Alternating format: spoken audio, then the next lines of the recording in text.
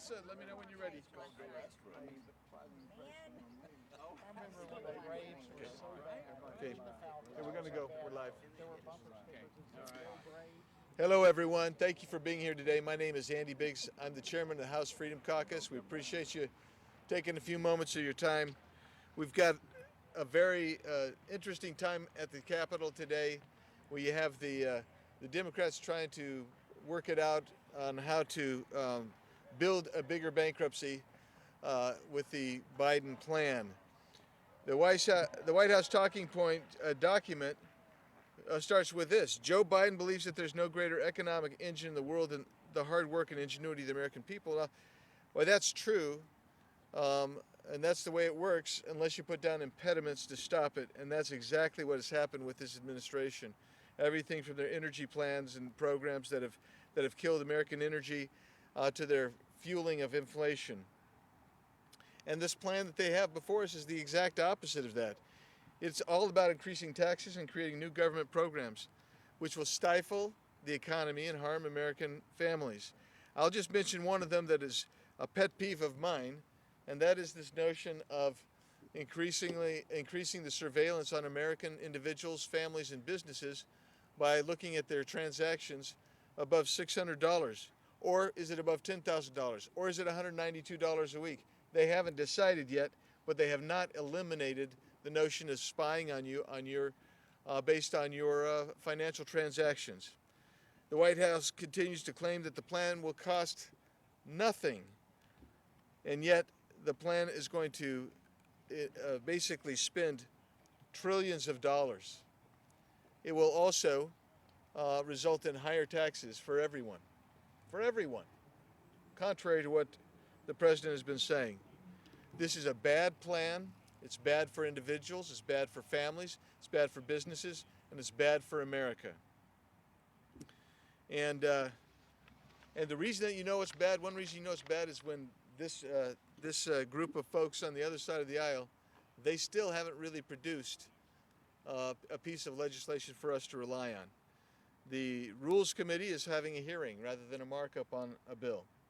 That's an indication further of how rough it is when you want to try to expand socialism into what was once a free America. I'm joined today by a few of my Freedom Caucus colleagues, and they're each going to take a few minutes to speak. And I welcome to the microphone my friend from Pennsylvania, Mr. Scott Perry. Thanks, Mr. Chairman, and thank you all for being here. Listen, if the Democrats want to destroy their party, that's their business, but it's our business as Republicans to save the nation from falling to this big government socialist agenda. And there isn't one Republican that should help these Democrats, these leftists, move this agenda forward. And so we're here as the Freedom Caucus to say not one Republican vote should go towards furthering the big socialist agenda of the left. And with that, I yield to my good friend from Texas, Louis Gohmert. Yep. So the president has done the old shuck and jive, dodge and weave. He says we're going after the billionaires. And yet what does he want in there? He wants more IRS agents. He wants to monitor $600 transactions, which means you got to monitor $100 transactions to make sure that people are not putting together several to avoid the $600 threshold like they have with $10,000. In other words, when you know that he's saying, oh, we're going to get $400 billion more in taxes, and you know they're not going to get that from the rich, they're coming after those on fixed income. They're coming after those who are the lower working class that are just trying to get by. Our energy costs are going to be driven up much further by this bill. So keep that in mind. They've got to have more Biden, Pelosi, Schumer. They got to have more IRS agents, because if you go to the bingo parlor, they're going to be following you. They're going to squeeze every penny out of you. It's not coming from the ultra wealthy. So just get ready. And by the way, I know they've been saying $110 billion is for real infrastructure. Well, what I saw was the infrastructure committee only had $60 billion of jurisdiction. So I would suggest really that's all the real infrastructure we're going to have. So I would like to recognize my friend Marjorie Taylor Greene, if you'd come on up for comments. Thank you very much. You know, I haven't been in Congress very long. We're approaching about 10 months now, and I still remain in shock and awe at the failures that I see every single day here in Washington, D.C. To believe that the Democrats can do anything better that's been done all along is an absolute lie. Looking at these infrastructure bills and now this apparently over 2,500 pages of a reconciliation budget that has just been dropped in the Rules Committee is looking at communism for America. It's the Green New Deal in full passage that does nothing but sell climate lies.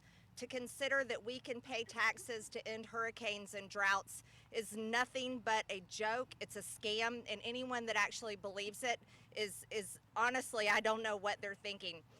They're going off the edge of a cliff. But the Democrats are leading this, claiming that this is for children and for families and for workers, and that's another lie, because if Democrats cared about children, they wouldn't have shut down schools over the past year. They wouldn't be masking children. They wouldn't even consider vaccinating children against a virus that hardly harms a single child. And if they cared about children, they would be doing anything they could to open up our economy and put America first. But the Democrats only care about America last, and they care about ramming through some sort of legislation that nobody really understands what it is, because it doesn't serve our country, it serves China. It serves Chinese energy, it serves the CCP, and it doesn't serve America. We should not have a government that mandates our energy and forces us to depend on foreign countries. We should have a federal government, and we should have leaders here in Washington that lead America and make America independent and not reliant on the rest of the world. As we're facing a critical supply chain disaster going into the wintertime, as we're facing rising inflation, rising unemployment, no, our economy is not recovering because the Democrats are not doing anything to help it. As we are facing all these things, we should not be voting on bills that lead us into disaster, some sort of climate accord that's going to write tickets to everyone for how much carbon you put out, and leads us into serving the communist Chinese government. Everyone needs to wake up right now, call your representative, call everyone you can, and vote no to this. And any Republican that votes yes to an infrastructure bill that helps Biden pass his agenda when bumbling Biden doesn't even know what he's doing, then that Republican is a traitor to our party, a traitor to their voters, and a traitor to our donors. They should not vote with Democrats to help Biden achieve anything, because Biden is doing everything he can to run America off a cliff. So I'm glad to be joined here with the House Freedom Caucus, standing against the infrastructure bill and the insane reconciliation budget that no one hardly knows what the full details are, because they can't agree on anything, except the Democrats have agreed to play chicken with one another to see how far left that they can go. So at this time, I'd like to turn this over to my good colleague, Congressman Weber. Thank you. Thank you. Well, thank you, folks, for being here. Remember with me, if you will, Joe Biden ran on being a moderate, but the minute he was sworn in, his true colors began to show. Immediately, he began pandering to the most radical, far leftist faction of the Democratic Party. For Pete's sakes, folks, he brought Bernie Sanders to the team. Y'all remember when Sanders ran? He had no problem saying that he was a socialist.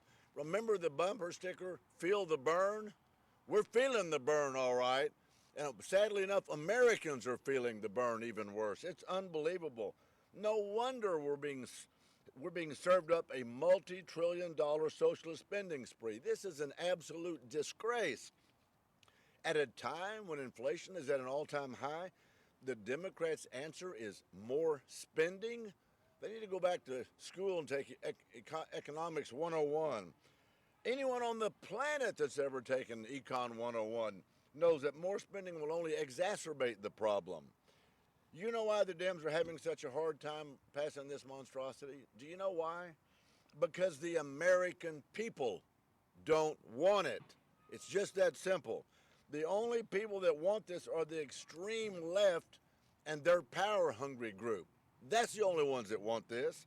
Let me tell you what these bills really are. $420 billion with a B dollar in tax hikes on small businesses. I owned a small business for 35 years. I know them when I see them coming. $800 billion in tax hikes on American businesses that will kill U.S. jobs that Marjorie Taylor Greene was referring to, that will surrender economically to China, Russia, Japan, and Europe, and make it better for businesses to be in a foreign company than in the United States of America.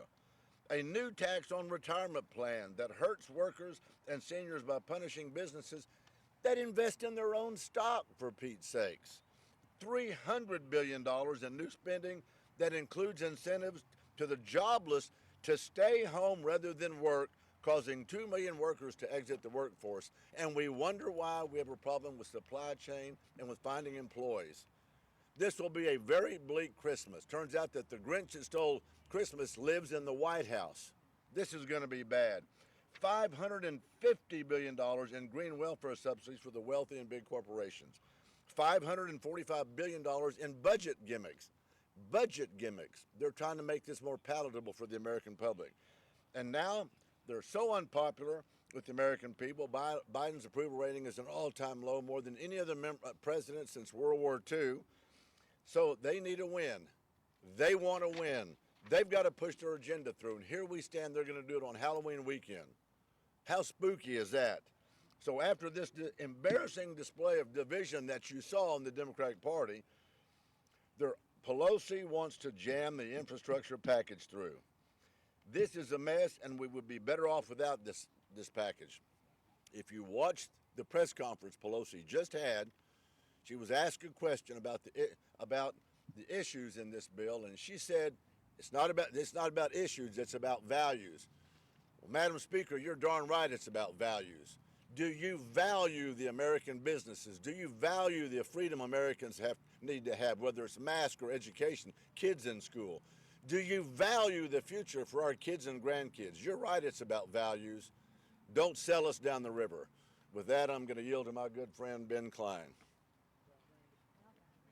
Thank you, Randy. You know, I was just sitting in my office watching Nancy Pelosi have her press conference, trying to tell the American people that we're going to have to pass it once again to find out what's in it. And I got a call from one of my constituents, very good friend, who reminded me that they sent me up here to help Washington get its fiscal house in order. Yeah. And instead, what we've got is a train wreck made possible by unified Democrat control of Washington, D.C. Our national debt is approaching $30 trillion. Inflation is reaching a 13-year high. Gas prices the highest that we've seen since 2014. We cannot continue down this same path. The left now wants us to spend trillions more creating cradle-to-grave socialist programs that will make the American people dependent on government assistance. And we can get an idea of what is in this bill, this 2,500 pages.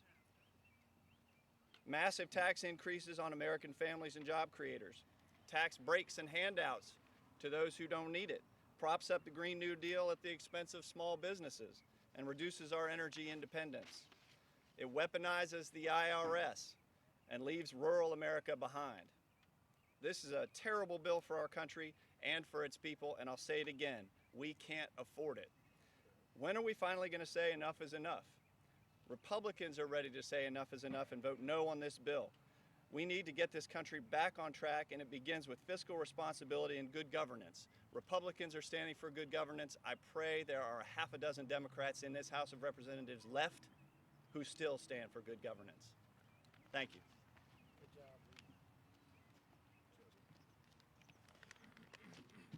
Ladies and gentlemen, America faces a $30 trillion debt. That's 30,000 billion. Try and get your heads wrapped around that. And pay attention, America, what's happening in your capital that stands behind us, because we are at war for the preservation of our republic. The future of America is at stake. These men and women of the Freedom Caucus that stand with me here today are the point of the spear. The Democrats are trying to push through a multi-trillion-dollar combination of two bills that essentially represent their entire socialist agenda. That's why they're calling it the Biden agenda. We stand against it. Why? Because we represent the American people. We represent the future of freedom and the preservation of our republic, the restoration of our constitutional freedoms, rights, and protections. The generations yet unborn of Americans deserve excellent representation in this body.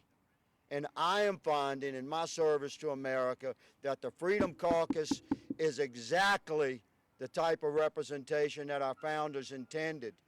We are bloodied and battled, and we are engaged in this war to preserve our nation. The Democrats' agenda must be defeated.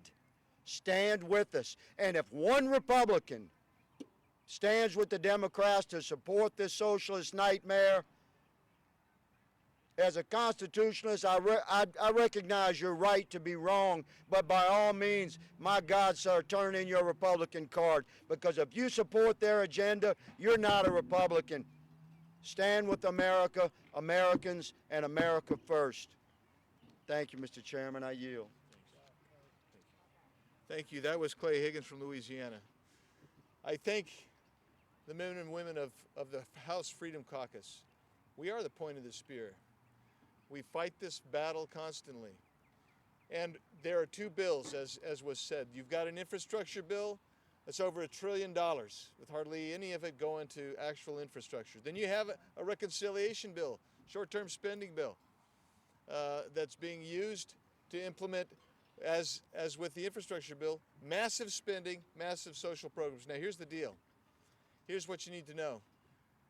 I can't imagine a single Republican voting yes on that reconciliation bill. I don't know of one who is. My biggest concern, though, is with that infrastructure bill, which is the key that will be turned to unlock that reconciliation bill. Because right now the progressives have said they will not vote for that infrastructure bill unless they can get, they won't vote for the infrastructure bill unless they can get the reconciliation bill done the way they want. Well, ladies and gentlemen, I'm here to tell you, there should be no Republicans that vote for that infrastructure bill either, because that is the key. No Republicans should vote for that. We should all stand together. When we don't stand together, we lose our leverage. This is a time to gain leverage. The Democrats should own this. The leftists in Congress, the socialists in Congress should own this horrific regulatory bill that will change the nature of this nation for a generation to come, and maybe longer. With that, I thank my members of the Freedom Caucus, and we'll take maybe a question or two, if there's anyone who has a question. All right, great. Thank you very much. With that, we are adjourned.